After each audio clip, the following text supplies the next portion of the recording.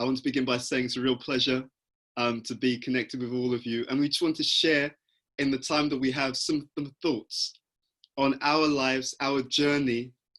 And that's why we call this presentation, The Story of You. So what we're going to share today is something that can help us to be more conscious of what life is trying to teach us. And this can play out as an individual person, but it can also play out as a global human society. And we'll talk about some of the things that are happening in contemporary society at the moment as well. But I think I'll start here. So the first point is that every one of us loves a great story. So stories have been told throughout centuries, and they're often a means of transmitting wisdom, a means of transmitting hope, a means of transmitting inspiration. And in the Vedic literatures, which is one of the oldest literatures known to humankind, it also uses stories as a way to convey the human experience, but also to help us to understand how to literally read the language of our lives, okay? And we'll dive into that in a moment. So all cultures have stories. All cultures have different narratives whereby people learn something and can consider some ultimate truth, but in a way that's very easily digestible. In fact, they found that when someone tells a story, it has a transformative effect on the hearer. And they've done some studies in neuroscience, and they found that when stories are told, if it's a good story, if it's a powerful story, they found that the electrical activity in the brain, it starts to become activated as if you were part of the story itself. Now, this is a big thing, because what it means is that in all ancient cultures, they understood that one of the best ways for transformation, one of the best ways for us to overcome our challenges, and one of the best ways for us to self-develop was through stories. Wisdom stories which conveyed ultimate and higher truth. So stories can be a means by which we can literally become better people, wiser people, more loving people, and even stronger people. So as we go through the seminar, I'm gonna ask you to think about some of these things, because my own mentor, who passed away about 15 years ago, and he was an advisor to heads of state, etc. One of his biggest things was, how do I help people to grow? How do I help people to change and transform? And in this day and age, especially now that we have the pandemic that we're dealing with, it's interesting. When there's a crisis in life, the crisis in life shows actually what we've been doing before the crisis. When there's a challenge in life, then the way that people respond to a challenge, it actually is an indicator of how they've invested in their own development before the challenge. Many people there's two ways to deal with life. There's the common way, and there's the exceptional way. The common way, if you study carefully, most people, they go out into the world and they try to control all the things that happen around them. Okay, that's the common way. If you would have asked me at the beginning of the year, Bhuta Bhavana, do you think that there'll be a global pandemic? I'd have said, don't be silly. Those things don't really happen anymore. If you'd have asked me at the beginning of the year, Bhuta Bhavana, do you think the majority of the world will be on lockdown by March 2020, I'd be like, come on, come off it. You know, you're joking. And just look where we are. Look where we are. The statistics are very powerful. They're expecting that during this time, there'll be record numbers of divorces or separation. Because that couple who are so-called together and in love, now they're stuck in the same space. The guy can't get out, the girl can't get out, they can't go to work, they can't do all these things. They're expecting the divorce rate and the separation rate will go up through the roof. They're expecting, unfortunately, an increase in domestic abuse, because those people living in a bad situation, you know, at least they could walk out the door for some time or make an excuse. They're going to work, they're going shopping. Now that excuse, that ability has been cut down. They're expecting an increase in mental health issues, and they're finding this. Organizations such as Samaritans, which is an organization that looks after people who are having certain mental and psychological challenges, the number of queries has gone up significantly. And why is that? Because actually, for many of us in the world, we're not fully comfortable with ourselves. So the first tendency for most people is to try to manipulate and control the external situation. And this pandemic is just one example of how that's a fantasy. There's an understanding that we cannot fully anticipate what life will throw at us. In this case, we're dealing with a global change, but every single day we experience a change. Every single day, someone is surprised by some bad news. Someone is surprised, sometimes hopefully by some good news.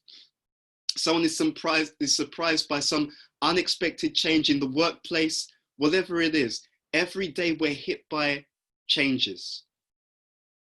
And that's literally the story of life. Every day we're hit by changes. The unexceptional tendency is to try to control all the external things in life. That is both an unrealistic thing, and it's a game that we cannot win. But there is another way, ladies and gentlemen. The other option is that I can live a life where I'm continually growing and developing and evolving as a person. The more that I'm evolving as a person, the more powerful, the more deep, and the more stable that I am, the more that literally I've created my own life insurance policy. What do I mean by that?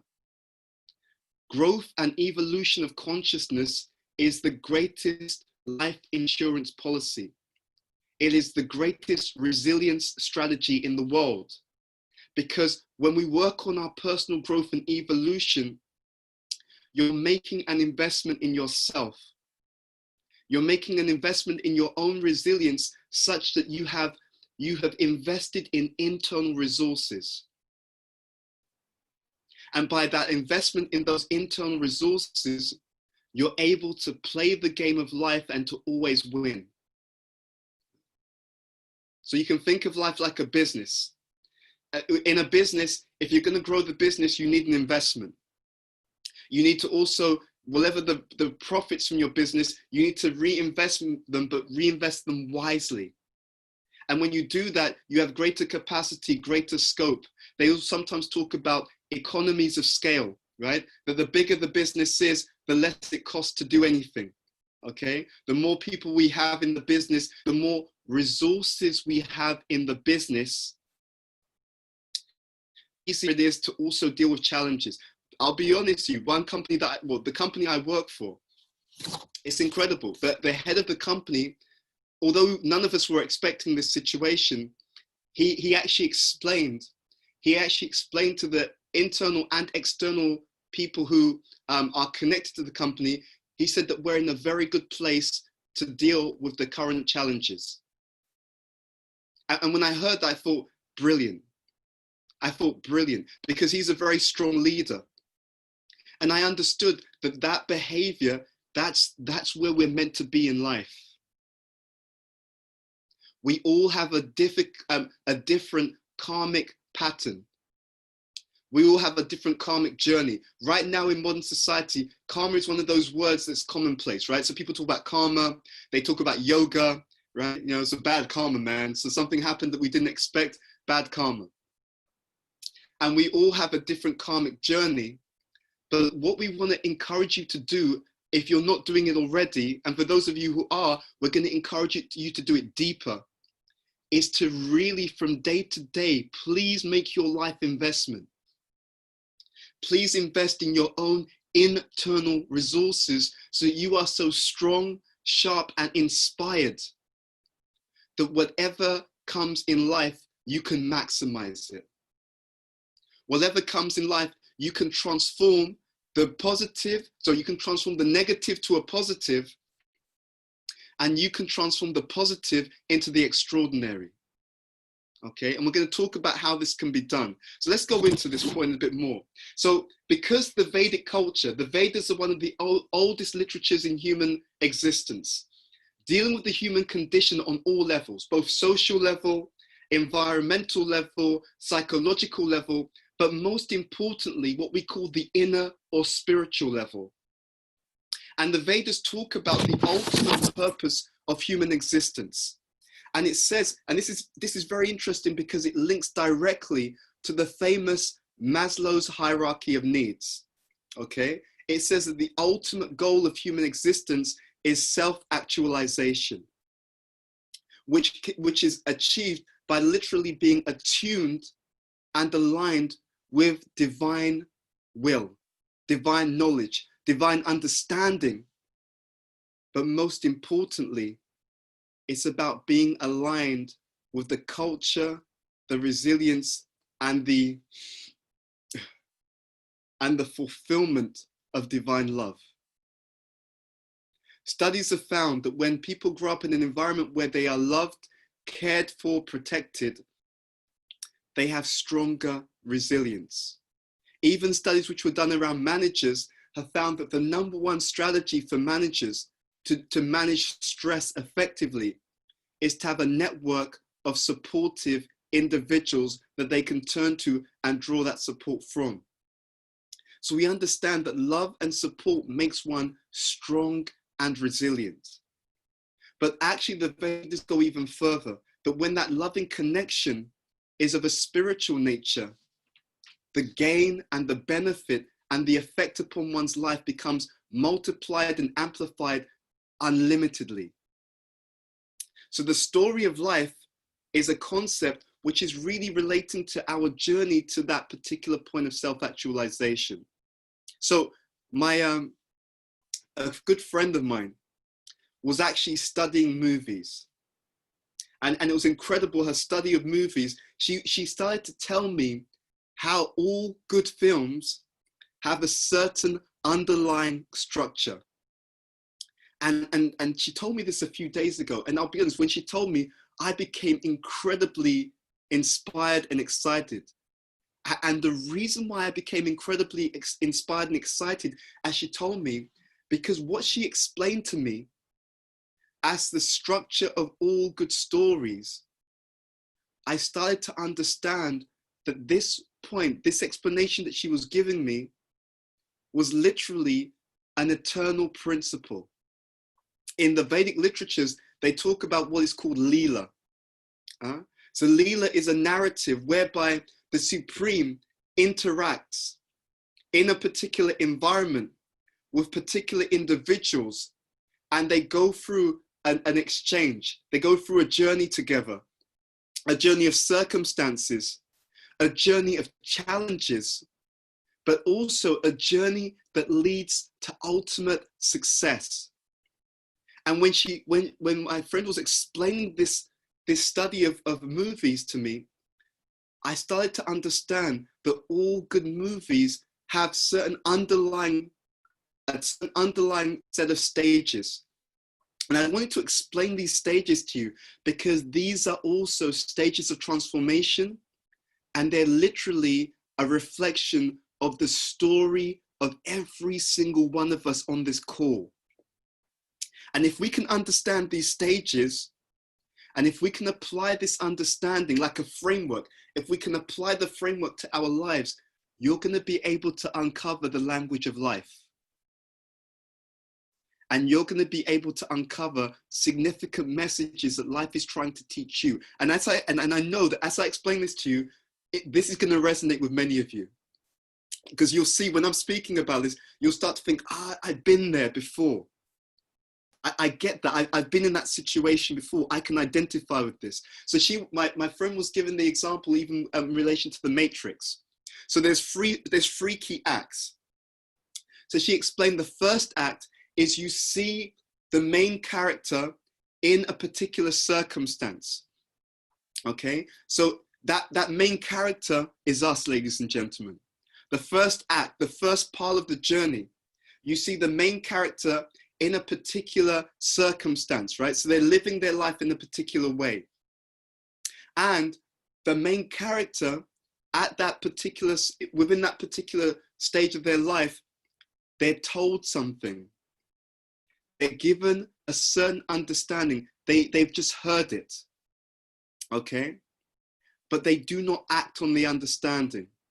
So there's two things in the first stage of our life. It's three stages. The first stage is the main character is communicated with a certain understanding, but they do not act on it.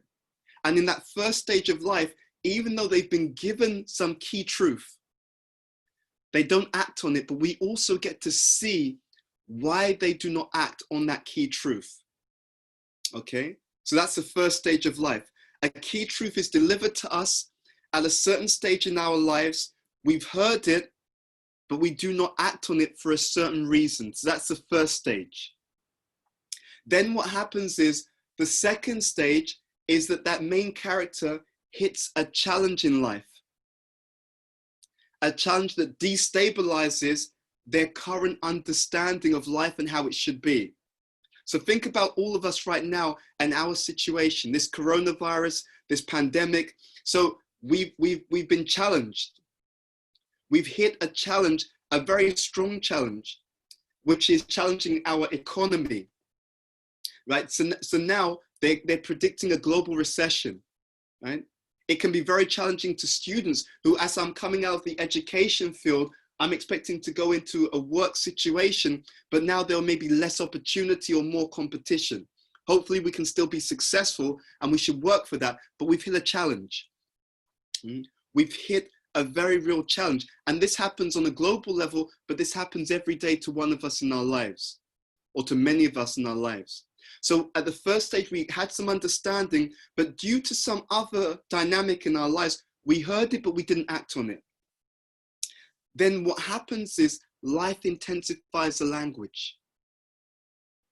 So when we hit the challenge, that is like something that used to be a whisper has now become a very stern statement. When I think about this for us as a global society, one of the amazing things that the Vedas talk about is how everything is interconnected, and that we are interconnected very intimately with nature.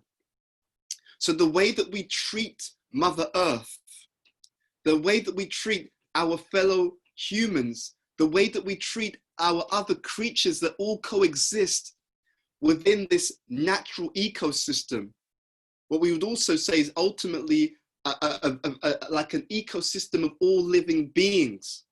The way that we deal with that has repercussions. One good friend of mine, he was speaking to one guy, and this was just a guy off the street, your everyday guy, but the guy was very pious. I found this incredibly interesting because the guy was very pious, a very good person, he's vegetarian, very kind to people. Because of all of these factors, he had a more refined understanding of the situation. So when my friend said to him, it's a very unusual situation we're in, isn't it? What do you think about what's going on? The guy's response was that he said, I think that Mother Nature is actually upset with us. And I think that she's had enough of the way that we've been dealing with her and the way that we've been dealing with other creatures. And I think that she's actually said, I've had enough, and that's why this situation has occurred. And I thought that's an incredible, insightful point. In the Vedas, it says that different people understand things in different ways according to different levels of consciousness. So what's understood by what's obvious to someone at a higher level of consciousness may not be so obvious to someone at a lower level of consciousness. So his understanding was that actually we're part of a deeper ecosystem. If we were, and we should think about this positively as well, if we were to deal with our fellow humanity, our fellow creatures, and nature itself in a very deep and respectful way, then he actually understood that the economy would be booming.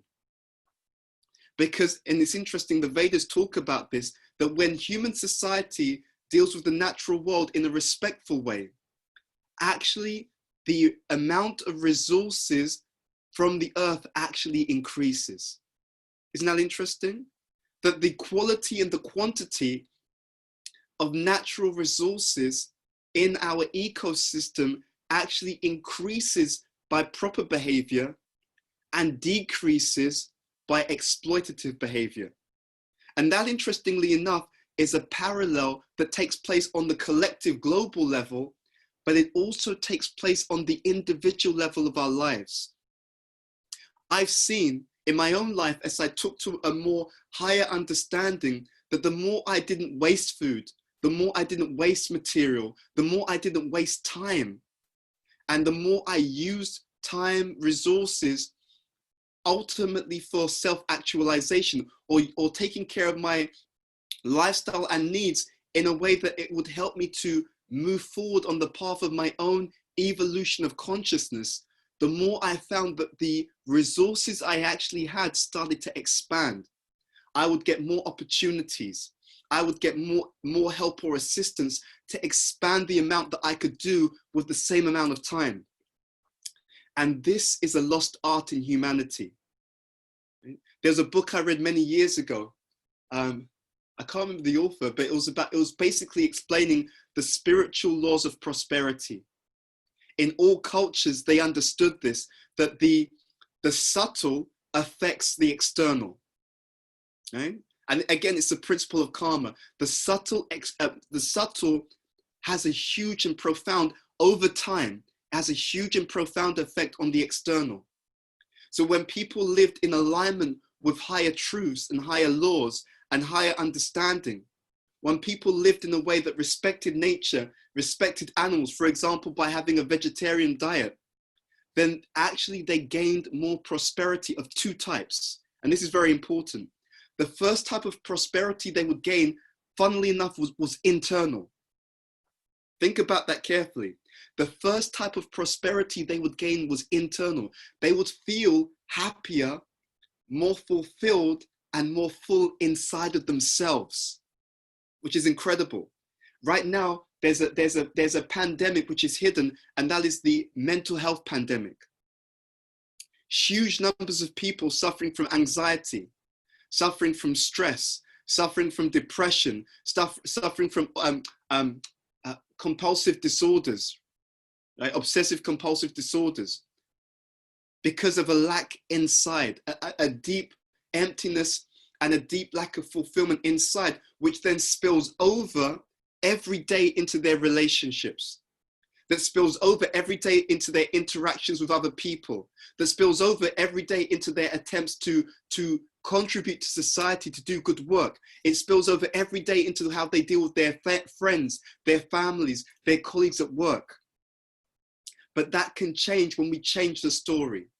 So the first transformation when we live in alignment with higher laws is the abundance inside. The second transformation over time is that the abundance spills over into our relationships, and ultimately the abundance is expressed by humanity, or by humanity and by nature, because we're living in alignment with higher laws, and therefore nature itself gives more and more.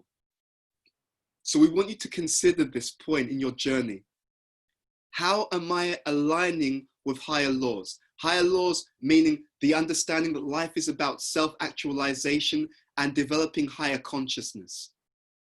How am I aligning with higher laws in the understanding that life is about dealing with my fellow man and woman in a way that I incite or inspire them to also move forward on that journey of the evolution of higher consciousness?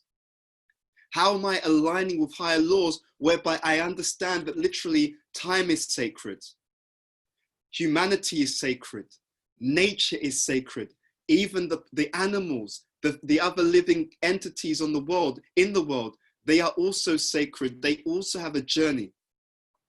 And how am I respecting that? For example, ideally by having a vegetarian-based diet or a vegan-based diet. Many people are doing that now, and by giving time to my own evolution of consciousness through certain internal practices. Whether it's mantra meditation, which is a very powerful practice in the Vedic culture, whether it's contemplating books of transcendental wisdom. For example, one of the most famous books is Bhagavad Gita as it is. whether it's connecting with other people who are also on that sacred journey, such as those who are part of the Bhakti yoga societies who are practicing Bhakti yoga. So we want you to think about that for a moment, because the more that you align with these higher principles of life, the more that you will be making a great difference to impact society, and you'll be contributing to a greater prosperity. Two types of prosperity: the internal prosperity of fulfillment and the external prosperity as the material world, as the external world gives more abundantly because we're more aligned with the purpose and the goal of our journey. So let's go back to this journey. We said the first stage is where the main character has been given some understanding, some higher truth, has heard it but has not acted upon it. They meet a challenge in life, and we all do that. In life, we all meet challenges. Now the interesting thing is, at that point of the challenge, in other words, the same message comes up, but now it's more intensified. So what we ignored before, now we try to implement that. But for whatever reason, due to either immaturity or ignorance, we either implement the understanding in the wrong way, or we implement the understanding in a, let's say, in a very kind of haphazard way, inconsistent way. So the same truth we heard before, now the situation requires us to apply that truth.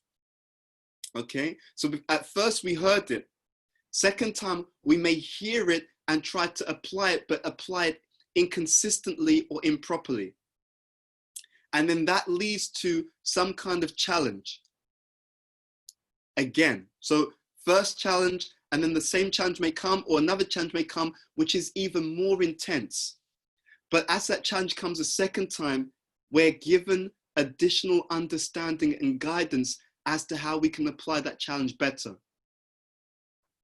And to apply that truth, we have to transform. So you plus the truth equals transformation, a lasting transformation. In order to get over that challenge that we are facing in life again and again, we have to take the truth, we have to hear the truth, and we have to learn, practice how to apply that truth wisely within our own situation in order to move through. And when we do that, we come to a successful outcome, and that successful outcome literally changes the narrative. That successful outcome literally changes the story of our lives. Because when we change the narrative, when we change ourselves actually, when we change ourselves, everything else changes. Now this alludes to the point we made earlier. We said that there's two ways people try to deal with life. The first group of people, they just try to change everything and everyone around them. But life has its own story. Life has its own journey that it tries to bring us on. And life has its own language and its own message for every single one of us. Life at this time, especially with this pandemic, but even generally, the key lesson, the key language, and the key message of life is that every single one of us, we're here to evolve our consciousness. We're here literally to become the best version of ourselves and to uncover and to honor the inherent purpose of existence. So one person put it very nicely. They said that we are not material beings having a spiritual experience, but we are literally spiritual beings. So yeah, we're literally spiritual beings who at the present moment, at the present level of consciousness, are having a material experience. It's a very, very powerful lesson. When we talk about this journey of life, there's also one other factor I wanted to bring to your awareness. And many of you will be able to relate to this. On the journey of life, we meet opposition, and opposition can be in the form of circumstances, but opposition can be in the form of a person or people. I want you to think about that. In our lives, we will all have seen that there's a certain recurring pattern that takes place. It could be that in your life, you constantly have this recurring pattern that you come across people who are domineering and who try to control you. That could be one group. In your life, it could be that you constantly come across people who are in a space where they are in need, and you're required to do some kind of service to uplift them.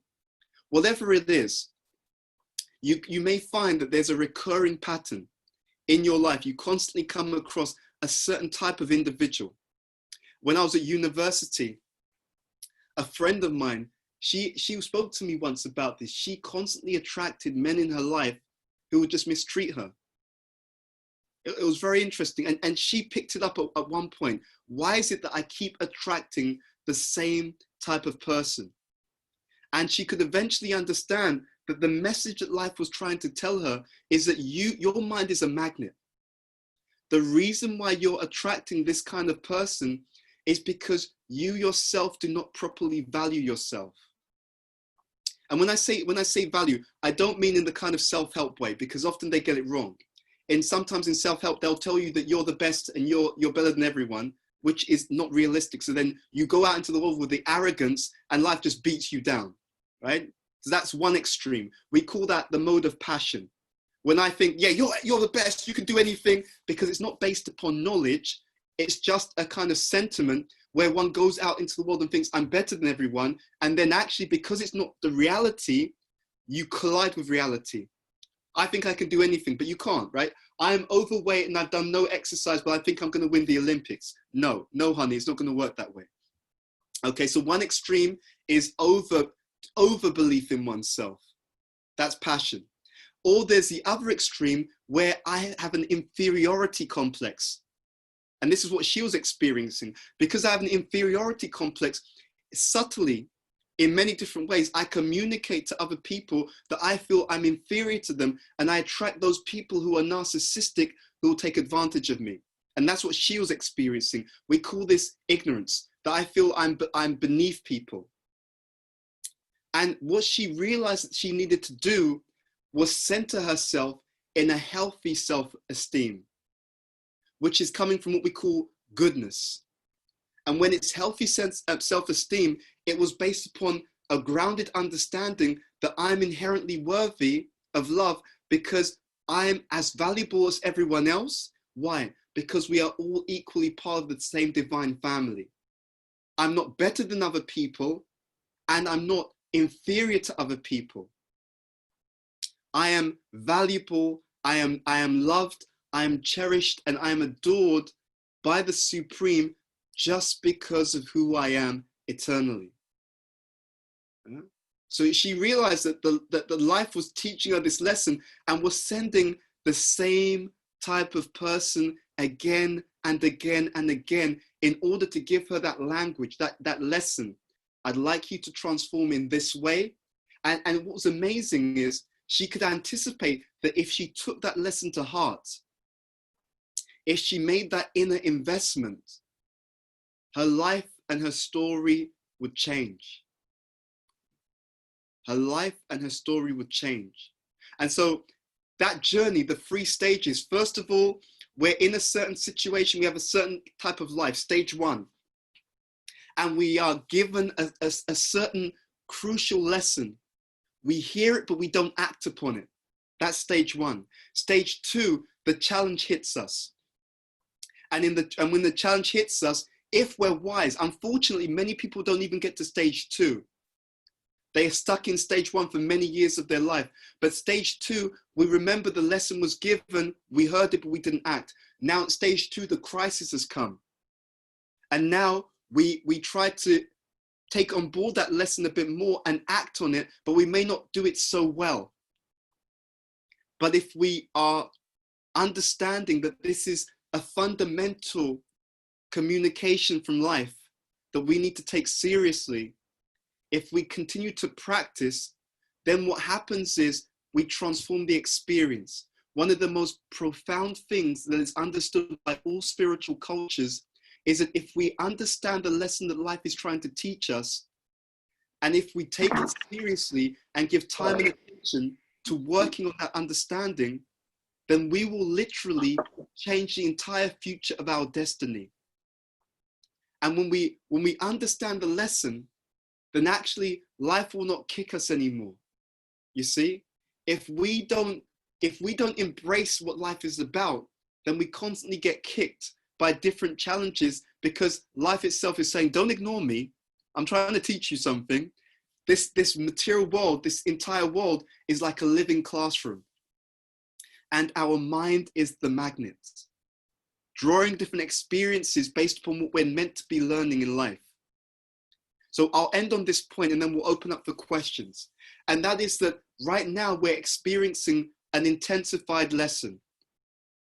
The lesson that we're being called to understand is to honor all life as sacred by treating all of humanity and all of the wider ecosystem, Mother Nature, other living entities, we're being called to treat them properly, to honor their existence rather than slaughtering them and rather than exploiting them. And we're being called ultimately to understand that our journey is a journey of self-actualization. There's a link between the exploitation of the world and consumerism and consciousness. There's a link between all three. And the way it works very simply is that if as a humanity, if we do not have an internal practice that gives us inner happiness, inner nourishment, then we'll be forced to be exploitative externally to try to satisfy the deep hole that we have inside of ourselves, the deep emptiness that we have. You see? So it's not just we should be nice to the environment, but no, why are people exploitative? We should ask ourselves that question. And the answer is very simple. When I feel internally empty and I don't know how to process that, I don't have a practice, a lifestyle that is able to fulfill that gap inside in a very deep and lasting way, then the only other option I have is to try to fill the internal hole with external consumption. You see? So there's a natural connection between the ecological disaster that we're in, the consumerist culture, not that consuming is wrong, but when we consume from a place of inner lack, when we consume because we are internally empty and unhappy, that's wrong. If we consume wisely based upon having a sense of fulfillment, it will change our consumption patterns in such a way that will be healthy and balanced. So it comes back to consciousness. It comes back to consciousness. In other words, if we want to make a lasting change and if we want to ensure that these pandemics do not happen again and that the ecological disasters that we're currently facing can be solved, it begins by trying to have a lifestyle and a culture whereby we have an abundance. Therefore, we can deal with the external world in a healthy, balanced way. It's not enough to just have slogans and to say that we should do something. We should look at what's beneath that. And I'll give you this example, then we'll go for questions. I was giving a presentation in America. It was on leadership, and it was with a small group of people. And as I was speaking at consistent points in the seminar, I kept getting interrupted by one gentleman in the audience. And he would interrupt and say something and, break my flow of the presentation. And he'd do it a few times. And I just paused for a moment. And externally, I felt a bit frustrated. But then from the spiritual training I had over the years, I got the inspiration to just pause. And I asked myself a very interesting question. I thought to myself, what's beneath this behavior? What's the underlying cause? Because externally he's being interruptive, he's cutting in, he's pulling the attention in another direction, but what's behind it? And I realized that behind it all, this person had a need for recognition. So at one point I told the class, I said, we have a scholar in our midst. From that point onwards, he didn't say a word. He was quiet, because behind the I'm going to draw the attention back to me, behind that I'm going to cut you off and say something different, there was an underlying need, and that was a need for recognition and appreciation. And that's what happens at higher consciousness. At higher consciousness, we don't just look at the situation on the surface In higher consciousness, we can go beneath the surface to see what's behind this. So people say that people who exploit the world are bad, people who are overly consumeristic are bad. I say that what's behind it? What's the underlying need that's not being met that's brought us to this situation? And it is the lack of having that culture of inner fulfillment, which means that when we are fulfilled internally at the root, then naturally the way that we deal with not only other people, not only other creatures, not only Mother Nature, but literally every aspect of our lives transforms. So we want to give you that gift. And a very simple way that you can do this, a few things. One is to recognize that all life is sacred, both human and nature and the other living entities, the creatures, the animals, etc. And one way we can honor that practically is to lean more in towards a vegetarian or vegan diet, whereby we're not allowing that culture of slaughter of other creatures to take place. That's one thing we can do. Second, we can honor ourselves and our own journey of self-realization by taking some time out every day to engage in a spiritual practice. In the KC Sok, in the Bhakti yoga tradition, we talk about mantras, special sound vibrations, which are literally consisting of sacred names. And anyone who wants to find out more, I know you can contact Rukmini, contact the organizers, that they can give you some of these practice mantras, which have a profound effect on raising consciousness and having a deeper level of fulfillment and joy for ourselves in our lives. And the third thing we can do is we can cultivate deeper wisdom and insight into what life is all about and this journey through connecting with books such as the Bhagavad Gita as it is, because they explain the journey of life, the story of life, and how we can be successful on that journey. So we explained that the first stage was that we're given a higher truth, but we don't act on it. Second stage is we meet challenge after challenge because we're trying to be encouraged to apply that higher understanding, and we apply it, but it's not so expertly done. And as we continue the practice of living by higher truths, so us plus living according to higher truth leads us to a lasting transformation that has two aspects, an inner fulfillment and an increasingly outer abundance. And at that stage, we can also be beacons of hope and inspiration for other people to also make that journey and to transform the world experience into something much greater, as we have more people who have a more evolved consciousness and are not just speaking about it, but in their own day-to-day life, they're showing the joy, the ecstasy, the brilliance, and the deep fulfillment that comes by aligning with that higher understanding. And that will be the real solution to so many of the mental health challenges, the ecological challenges, because it's one thing to just tell people not to exploit, but why are they exploiting? Right? It's one thing to tell people that they should treat others nicely, but why are they treating others badly? It begins and ends ultimately in consciousness. So I'm so grateful to be speaking to you, because as I'm speaking and sharing this, it helps me to understand and remember the trick of lower consciousness is lower consciousness allows us to convince ourselves something that's just not true. When we are in lower consciousness, we convince ourselves that everyone else needs to change. But when we're in higher consciousness, instead of becoming frustrated by trying to change the world, which does not change just because we tell them to, in higher consciousness, we can spend our time, our energy, and our resources in the place that we can guarantee control. In the higher consciousness, I can give the majority of my time, energy, and resources in order to work on myself, so that my example is sending such a strong message to the world. This is what happens to you if you're in higher consciousness. This is the joy that you will experience, the deep fulfillment that you're looking for when you're in higher consciousness. This is the wisdom that you'll be able to live with on a day-to-day basis that will transform the way you approach everything. when you're in higher consciousness.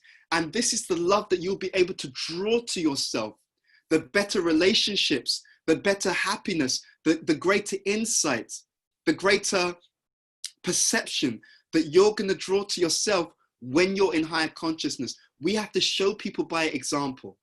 As Gandhi said, and I'll end on this point and then open up for questions. Gandhi said, I must become the change that I want to see in other people. So let's work together and walk together on the journey of life, the story of you and I, and let us use these messages in the form of challenges and people to work on ourselves through mantra meditation, through transcendental knowledge, through spiritual association, to evolve our consciousness and to fully honor the lessons of life. Thank you very much for your time. I'm going to open up now for questions. Rukmini, over to you. Yeah. Hi. I just feel so completely blown away. I just thank you for sharing that with us. You not only just told the story of my lockdown as if you're in my head, but also the story of my life. So I think that was really wow. But over to the questions. There's a question from Drew. There's a question from Dhruv Nischal. I think that's how you pronounce it. And he wants to know, is self-actualization and alignment of chakras interconnected in some way? Very good point. So it does have some impact on chakras as a secondary effect, but it's not dependent upon the alignment of chakras. To be honest with you, and I studied chakra psychology and all of these things for years before I even took to my path of Bhakti yoga. So I'm familiar with that. And I do recognize the importance of that. But what happens through self-actualization, if it's based upon Bhakti yoga, automatically everything else that's required follows. Okay, so I do emphasize that particular point. Through the mantra meditation, through the study of transcendental knowledge, through the alignment with other Bhakti yogis, those who are on the path of Bhakti yoga, automatically all these other alignments take place, but they are secondary to the cultivation of Bhakti yoga, which is all about the alignment with the divine through what we call devotional service. Okay. Thank you. There's another question that I was thinking of, was that sometimes when you're in the stage of the story, and I like the story analogy because I like to write, and this is a brilliant thing for me, but in the stage where life is giving you its language, sometimes the language can be like vulgar. It can feel like it's really bashing you around. And still it feels like we may be deaf to it. Now, on one hand, we can be people like that. On the other hand, we can encounter people like that. And in each case, what's the best advice to listen to the whisper so it doesn't start screaming? Wonderful point. So I gave a seminar just recently, I think it was last weekend or the weekend before, about reflection. See, the unfortunate thing is for many of us, we don't create any space in our life to just step back and to think and reflect. So even though, see, it's very interesting. You can see this in our association. Oftentimes, when we ask our friends, and I'm going to encourage you, this is a practical thing you can do. Ask your friends and your family, people who know you very well, what do you think I need to work on? Right? Before you ask them, take some time to say a prayer, to just ask the divine, please help me to understand what I need to work on. Make that a regular practice to pray and ask that divine if you're comfortable with doing so. And also ask your friends and family, what do you think I'm good at? And how can I leverage that more in my life? Ask that question, but also ask, what do you think is something that I really need to give attention to and work on? Because the people who are closest to us, they can often see those patterns more than we can because we have a blind spot, you see? So it requires us to be bold and honest enough to ask. It also requires us to be humble enough to ask and to really take seriously what we're told, you see? And especially you should try and do this amongst friends who are also of a spiritual inclination, you see? So that's one thing, because it helps to overcome the blind spot that we may have. Now, I do this in my own life, but I do this regularly. I'm always trying to speak to people saying, what do you think I can work on? And I try to take it seriously, but I also introspect, which brings me back to reflection. So I keep a journal and I try and think, what's the recurring pattern? What's the recurring pattern in the kind of people that constantly come into my life? And what is it that they could be trying to teach me? Or what is life trying to teach me by that recurring pattern, right? If I search my heart, honestly, we all know, honestly, what is my own weakness? And I'll give you an example that you can practice. If you want to do this deeply to understand the language, find a friend that you trust, sit down with them, okay? And face each other. And your friend is gonna pretend to be you, okay? And you are gonna pretend to be your inner voice, your inner wise voice, or your inner conscience. In our tradition, we call this the super soul or the Paramatma. So the person who's sitting in front of you is gonna pretend to be you, okay? So I'm gonna be the inner voice of Bhuta Bhavana, the Paramatma, and the person sitting opposite me is gonna pretend to be Bhuta Bhavana. So the person sitting opposite me is gonna say, inner voice, please tell me what I really need to work on. And I'm gonna play the role of the inner voice of Bhuta Bhavana. I'm gonna say, Bhuta Bhavana, you know what? You need to work on this. Bhuta Bhavana, I've noticed that you need to give more time to yourself. Or Bhuta Bhavana, I've noticed that you need to be a bit more bold. Or Bhuta Bhavana, I've noticed that you need to be a bit more considerate. It occurred to me many years ago that the different people who were drawn into my life, even the negative people, they were a reflection of the person that I used to be. Right? We talk about this in terms of karma, reincarnation. The person who gives me a challenging time is also able to give me a challenging time because I gave someone a challenging time in a similar way in a previous existence. You see? Every single day, we're being reunited with old friends, right? In other words, oh, look, that's that old behavior that I did to someone else is now coming into my life space. Oh, that's that old speech or way of talking to someone that I gave to someone else in my previous existence. We're being reunited with old friends. Something that I put out into the universe, into the world earlier in this time, or even before, is now coming back to me. And we don't become down about it because there's also positive things, but the main thing is to accelerate learning from it. One of the most amazing things I've seen in my life is when I learn the lesson changes. And that's natural, isn't it? When we go to college, you learn the lessons, you graduate, so you're no longer dealing with college level. Then you go to university, you learn those lessons, so you don't have to deal with university. Let's graduate. Let's graduate from the school of life by learning the lessons. And the most important lesson is that all of these secondary lessons are meant to give the primary lesson, which is we're meant to be self-actualizing.